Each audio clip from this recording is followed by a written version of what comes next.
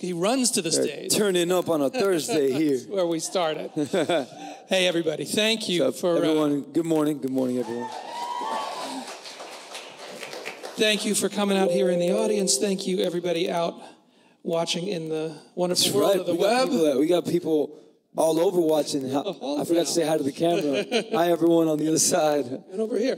Over here as well. What's up? And thank you, Jencarlos, for coming and giving us some time today. Thank you, Alan. Thank you, AOL. I'm happy to be here, man. I miss this city. It had been a while since I've been here. So last night we had a private show, and it was amazing. The energy was amazing. I've already been posting stuff about it, and I love New York.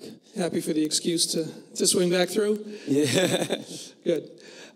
Hey, so I gotta start with asking. A few weeks ago, probably a lot of people saw you on The Passion. An amazing and amazingly ambitious project that you were a part of. So tell me about, just tell me about the feeling and the pressure of doing a live broadcast, musical production that went out like that. I mean, what was it to, showtime starts and everything's going live? Yeah. It's quite the thrill. It's an adrenaline rush without a doubt, and to add a little spice onto it, you're playing Jesus Christ. So it's one of the most memorable, special moments of my life. Just also being on stage with Tyler Perry, which I have so much respect for. I mean, come on. Well, on that cast, and Seal and Trisha Yearwood, Yolanda Adams, my God. Chris Daughtry, Prince Royce was also part of the team, of the cast. So it's just, a lot of great energy around it, and everyone kind of, pushed the envelope, and we all helped each other. It was beautiful, and we don't mention this enough, I feel, but everyone behind the scenes, the camera crew, everyone was just, the energy was so great. And I've always said, that story was not just for religious people. It goes beyond religion, because sometimes we make the mistake of joining the word God to the word religion, and they're two totally different things. God will always be way bigger than the word religion, and that story was about love, about perseverance, is about love, about perseverance, about so many beautiful things that I needed in my life. So, it was very touching. It was a special moment for me. So they come to you, your manager, your agent, whoever it is, and says, okay, so we got this call, and they want you to play Jesus. Yeah. What's the first response in your head when they come with an offer like that? I mean, well, initially they had wanted me to do John Travolta's role in Grease in the live musical, and I unfortunately couldn't do it, and because we were doing telenovela on NBC with Eva Longoria, and we were just wrapping that up. So I was like, damn, I want to do Grease, and then. But this is before I even knew about The Passion. And then they call us like weeks later and say, my manager sends me a link. I'll never forget. I was laying down watching TV. I don't watch the news or anything like that. It's just way too depressing. It's crazy. So I'm flipping through channels, and I saw one newscast, flip another channel, another newscast, and they were talking about horrendous things that are going on all around the world. And then I get a link from my manager. He's like, check this out. I think we got to do this. And when I clicked on it, it was the trailer of The Passion that they had already done it in the Netherlands. And when I saw it, I was like, wow. Like, just going from that image to this image was very powerful. And I said, yeah, I think you're right. I think we need to do this. So I did we FaceTimed with Adam Anders, which is the guy that did the music for Glee, Rock of Ages. I mean, this man is, Sweden, so shout out to all the Swedish people out there watching. And it just make a lot of music. That's sweet. Exactly. So yeah, and it was just a no-brainer from that moment on. We said, all right, I'm in. So the big news, the big project right now is working on what will be the first English language album, right? You're in somewhere in the process. Tell us what's the idea, what's the vision, what have you been getting done, what are you hoping to get done? Oh man, well we just I'm with Universal Latin, my label in Spanish, and then on the English side, they just did a joint venture with Republic Records. And we're working with them. We're an amazing team. And we have, Monsters and Strangers, which are the guys that are producing everyone from Selena to One Direction to Nick Jonas to Maroon 5, which is a band I love, and the list goes on. They're the head of the production in this album in English. And then we got writing staff. On the writing staff, we have people like Justin Tranter, Julia Michaels. These are the people that wrote Sorry for Justin Bieber. They wrote Hands to Myself, Look Good for You for Selena. They wrote Cake by the Ocean for Dance. And they've done some of Gwen Stefani's biggest hits as well. And they're having an incredible moment. So we just have an incredible staff of people just all around us, and from all types. And what I love about our sessions is that I have people in these recording sessions and in these writing sessions, that some only speak Spanish and then some don't speak Spanish at all. And just to see them communicating through music is so interesting. And people tell me, why would you do that? And I was like, a great melody is a great melody. People that know music, they don't need to know Spanish, English, anything. They know music. So you can't say no to a good melody. Once you have a good melody, you can put any lyric on it. Spanish, English. So it's incredible to watch, like, the cultures kind of just blend to become one through music and all these different influences. We're talking about this sound on the English album. It's this Miami sound machine-ish type of vibe, but brought to our time. And and the lyrics are so much fun. And some are more, some lyrics are more dark than others because we talk about everything, real life situations that we all go through. But I can't wait for everyone to hear it. It's crazy. So do you have, is there a different kind of ambition for this record than for the music you've made before? Other than the different language and other than always trying to go out and be better and move forward and all that, is there something that you're really setting out to do that's different here than where you've been before? I think on the Spanish end, we have somewhat of a, how can I say this without offending anyone? I sing reggae fusion in Spanish, reggae fusion with pop and other elements, and we have our ballads as well. But it's definitely being on the English side. When you hear American radio, the opportunities and the options of genres are so many compared to the Spanish industry that it allows us to kind of. I grew up listening to Michael Jackson, Sting. Prince, rest in peace. Just Lionel Richie. You can't really find a way to integrate those influences into the Spanish side. So those influences are way more noticed in the English stuff we're doing, and we're taking that approach with it. So we have a bit more liberty, musically speaking, to kind of get a little more creative and a little more original with our sound. It's maybe a ridiculous question, but is there a difference singing in Spanish, singing in English, just with the rhythms, the sounds of the words, the way that the way that you speak? Does something come out different just in switching up the language itself? A little bit, because like in Spanish, we're intense. So like we'll say just to we'll be like, hola, ¿cómo estás? ¿Todo bien? ¿Cómo has estado?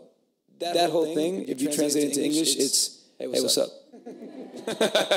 It's like to say, hey, what's up in Spanish, we go in. Like, we take 5 minutes to say, hey, what's up? So it's definitely a bit different. And it's two totally different cultures. It's just different ways of saying things, And naturally, our melodies are different. But I don't know. I'm proud to be Latino, and I'm proud to have been born and raised in this country. So I have friends that are more American than you could ever know. And then I have friends that are more Hispanic than you can ever know. But for me, it's not a 50-50. And that's the thing about my generation, about my bilingual, bicultural generation. You know, we're not 50-50. I'm 100% Latino and I'm 100% American. You know, and I think that we're going to start seeing that more than ever in the music and the art that my generation puts out. And you know, and that bilingual community is starting to find a way to express themselves. People, you know, you'll hear this album and you'll hear a song and you'll be like, oh wait, he's Spanish? You'll never know. You know, you'll never know with some of these songs. But that's exactly what we're trying to say. It's like there's no difference that shouldn't matter. It's just it is what it is. It's what you got. Exactly. So you've had a chance through these different things to work with some, hugely accomplished people. Worked with, on the music side with an Emilio Estefan, worked with a Pitbull, worked with a Tyler Perry on The Passion, even worked with Eva on Telenovela. What do you take away from, and is there a thing that you see that's common to the folks who've really made those kinds of things happen, something that you've learned from being around them? Oh my goodness! I mean, these are people. I have this thing that I say. I tell everyone I get the chance. If you are the best person in the room you're in the wrong room. Get out of that room, because you need to surround yourself with people that are better than you. You know, Michael Jordan used to say it. He used to say, I never played basketball with my buddies. I always used to play basketball with people that were older than I was, better than I was, because they've kind of pushed me to be at that level. And it's a great state of mind to just live by. You want to surround yourself with people that are better than you and challenge you in a spiritual way, in every way, shape, and form. That kind of brings something to the table and teach you. Because, we're intimidated by someone that's better than us. And sometimes when that happens, people feel a bit of envy and they feel insecurities and they feel, but I've really learned to embrace it and say, man, I recognize how much better you are than I am at this. And I want to learn from you. I want to take that in. I want to absorb it all. And I just try to live and work from an admiration point of view. And these people that you just mentioned, Seal, Tyler Perry, Eva, Pitbull, it's just the success they have is not a coincidence. They've worked at it. They've worked for it. These are genuine, just real people that get it. So yes, I've learned so much from all of them. The business side of things, the creative side of things, and they're inspirations to me. I'm very inspired by every single one of them. You've gone back and forth between the acting side and the music stuff. Which came first? Where'd you start?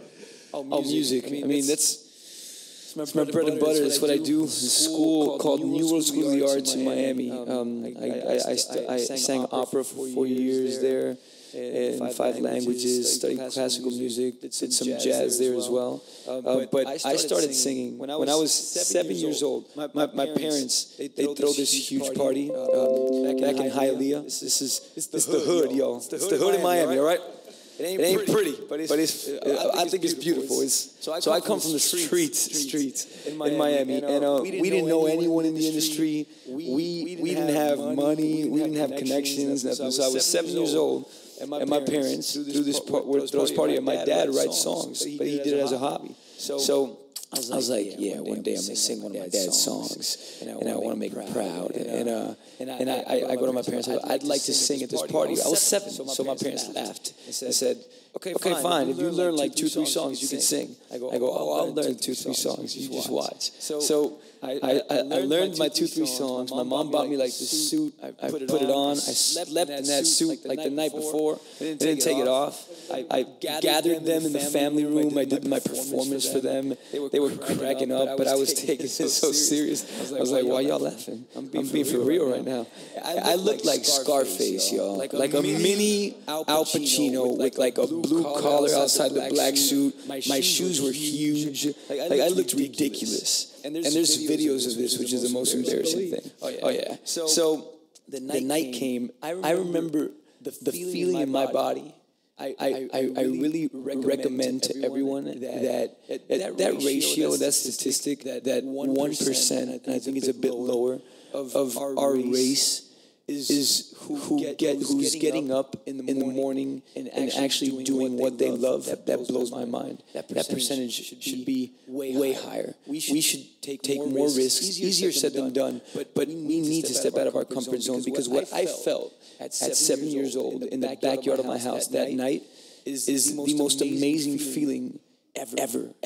My dad says that I told him after I performed for my family and friends there, that I told him that I wanted to feel that forever. So he said, okay, we got to do something about this. And since he didn't know anyone, every time he would find out that a neighbor was having like a party, he'd go ask them if I could sing in their backyard. And that's how literally I started. I went door to backyard to backyard, and my goal was like I want my neighborhood to like jam to my music, and that was like when I did the backyard party of the neighbor that was 2 blocks down.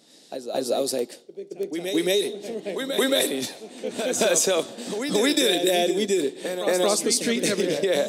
So, and it was tough, man. I mean, I remember we tried to go to festivals. No one would let us sing. They were like, you're 9, 10 years old. We're going to do a festival singing here. My dad was like, I promise you, he's good. You got to let him sing. So my dad, one time, I'll never forget this. He actually found a way to get a limousine from a friend of his, right? And gathered a bunch of my cousins and their friends, printed some pictures of me. And then they had, my dad had them stand outside of one of the stages at a festival with my pictures, right? And then the limo pulled up, right?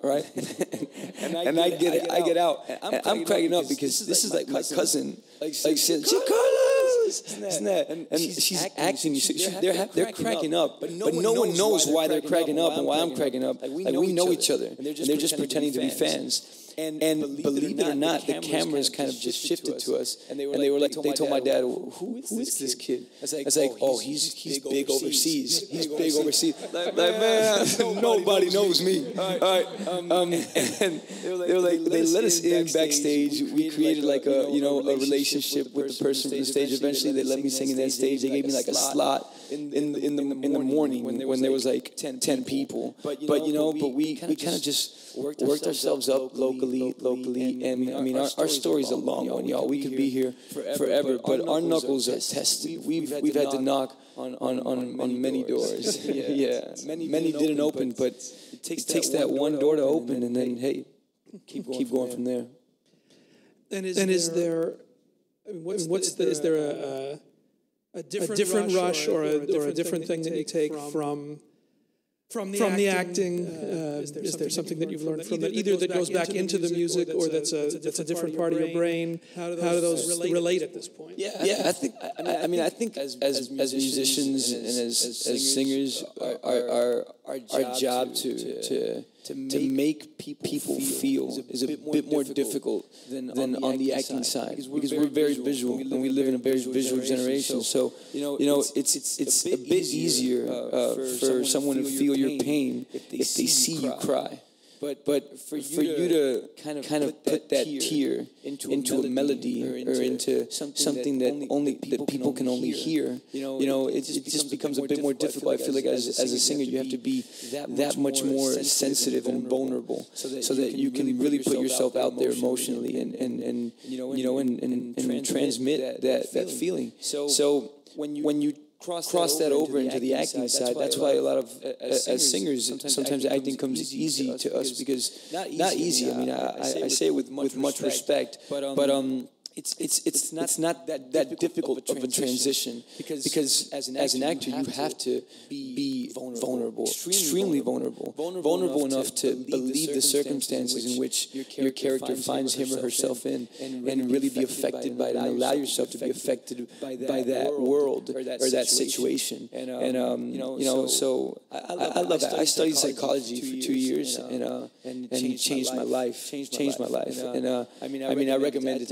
We all need psychiatrists. We go through shit in life that we need some guidance. All of us. Well, I'll speak for myself. And then when I studied psychology, I realized how much psychology is a part of acting. When you come across a character, some people, some methods say you got to put a mask on, but Meisner says acting is not acting. That's the true acting, and it's not about putting a mask on. It's about peeling the layers off. Because in our DNA, we're capable of being anyone and anything. We can be great human beings, and that same great human being at some times could be extremely evil. And it's just a matter of perception. So acting is very satisfying to me in a very different way than music is. But it's like it's therapy. It allows me to do things that I probably couldn't do in my real life.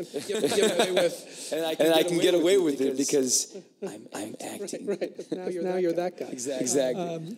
All right. The clock here tells me that our time up here now goes. Now we cede to the floor. So we've got some questions from you guys. We're getting a lot of online questions and love from viewers in Spain and Latin America. Would you like to say hello to your fans in Spanish? Of course. Where do I do that? I do it over here. ¿Cómo están mi gente? Los quiero muchísimo. Les mando un beso, un abrazo y muchísimas gracias por el cariño, por el apoyo. Gracias por estarnos acompañando acá en AOL. Y nada, pregúntenme lo que quieran. Voy a contestarles lo que me pregunten. Okay. I just said, hey, what's up? That was just thanks for watching. All that was thank you. We got a question here. Good morning. I'm a big fan, so I'm excited to be here. Thank you so much. How easy or how difficult was it to transition from the Spanish-speaking market into the English? Because that's what every Spanish artist wants to do, and you have managed to do it so successfully. How did you do that? I mean, it's still a work in progress. And thank you for that. I think it's part of that new generation where sometimes most Spanish artists that try and do the crossover, if you think about it, they're not from here. They're not from our country. So it's great to see them showing love to our English language and our American culture. But it doesn't come as natural to them as maybe someone from here. So and I just feel that when you're born and raised here, there's just things you're exposed to, and things you know that you can integrate into your art, and you can the way we carry ourselves, or the way we speak, or the way we identify with each other. I still think we can identify with each other no matter where we're from if we give each other a shot and a chance. We don't judge the cover or the accent in which we speak in. But yeah, I mean. To me, that word crossover is non-existent. In my case, it wasn't a crossover. I actually started singing in English before I started singing in Spanish. It's just my manager, in this case, is Spanish-speaking, and the way things presented themselves to us, and the opportunities that presented themselves to us. My manager being 100% Latino, being an immigrant from Cuba, solely speaks Spanish. The opportunities presented themselves in the Latin community. But when I started singing in English, it's not that now all of a sudden we're deciding to sing in English or to act in English. It's the language I've been speaking my whole life. My mother was raised in Rosemead, California, and at home we would speak in English with mom and Spanish with dad. So it's basically. I hope I answered your question. But yeah, I feel very comfortable in both. That's why. And thank you. Hi, how are you? Hey, how are you? How are you? I'm good. Thanks for I'm asking. good too. Thank you very much. I'm actually a musical theater actress. Oh, nice. I like study Meisner, and I want to study psychology, so this was like good to watch for me. But what I'm wondering is that have you ever had a problem dealing with nerves when you were just starting out, when you are performing in front of people who you don't know and kind of know they're judging you? Do you have any advice for that? Oh my God, do I have advice for that? Look, I think that I'll tell you a quick story. When I was in junior high. I was the organ player at the church of my school. Right. No one knew I sang because I was too embarrassed to sing in school. And my friends and stuff like that. And I would just play the organ, play some percussion. And one day in the classroom, there was no one there. I was practicing Amazing Grace on the keys, and I didn't know my teacher was in her office. Door was shut. I start singing Amazing Grace. She comes out. She's like, "You're singing that next mass." And I go, oh God. I was nervous beyond your imagination. I'm talking about crazy. There was 1,000 people in that church. And three songs before my time was coming. I told her, I'll be right back. I'm going to go to the bathroom. I never left the bathroom. Ever. I stayed in the bathroom, missed my performance, missed everything. I'd rather face her wrath than face that 1,000 people in that church. And little by little, I just, someone told me something that I take with me to this very day. It's like, it's all perception. I know those nerves are real. I feel them every time before I go out on a stage till this very day. But if you perceive it instead of as nerves, as adrenaline, if you're disciplined, you prepare yourself. Nerves are for people that don't know what they're doing. Adrenaline is for people that are ready, and it's still fear, but when you conquer it and you believe in yourself, and there'll always be people that'll talk smack and not like you and judge you, but that's fine. You're doing it for you. You're doing it so that at the end of the day you say, I was scared and I did it anyway. Like diving into a deep ocean where you can't see the bottom. You do it once you do it. It's so liberating, and I recommend it so much. And you will shake, your hands will shake, your feet will shake. You will be terrified. Probably the first performance will be horrible, but I really recommend you continue and you do it and you do it and you do it, because eventually you'll surprise yourself. I promise you that. That'll get you fired up. That'll get you fired up to go to work. That's all right. We do one more from over here. Thanks for being here. Thank you.